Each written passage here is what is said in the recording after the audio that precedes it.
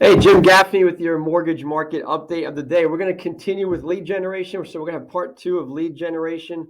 If I am a real estate agent, this really applies to a lot of different professionals, especially in sales, especially things that are community based, but specifically for real estate agents.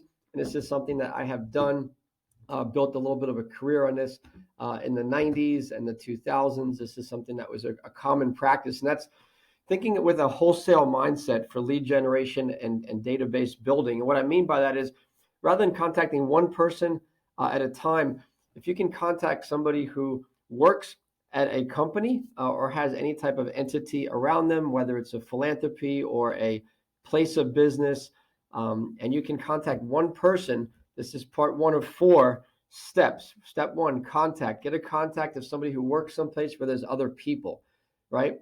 Second, invite yourself through either the HR manager or the owner to bring lunch or breakfast on a Friday. We're going to call that your market update. You want to do a real estate market update for the employees of this business as a courtesy to the owner and to the employees for them to get educated on what's out there in the real estate world. So typically no one says no to a free lunch, right?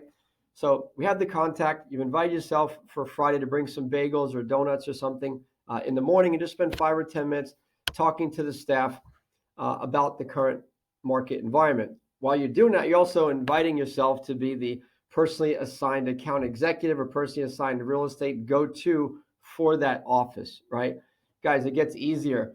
Part three is have a sign-in sheet, right? Have a sign-in sheet that says your name and your email address. And by the way, if you would plan to move in the next year, give or take, if you plan to move in the next year, where would you want to move to?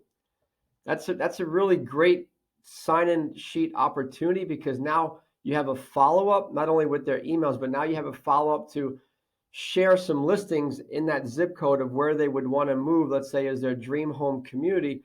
You can send them listings and let them know what's taking place in that community. So instead of having one person, you now just put potentially 8 to 10 or 12 or 15 people in a room, in a conference room, in a break room, in some format where you've just been in front of them, acting as the real estate professional.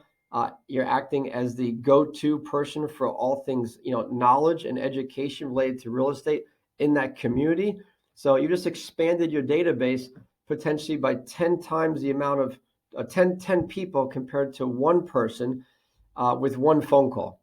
Okay, so that's not bad. If you continue to do that each week throughout the year, and think about it, guys, the Hometown Heroes program out there actually defines, it's right on the website. If you're in Florida, go to the website, Hometown Heroes Occupations, Hometown Heroes program. You'll click on occupations, and there's a list of 50 occupations.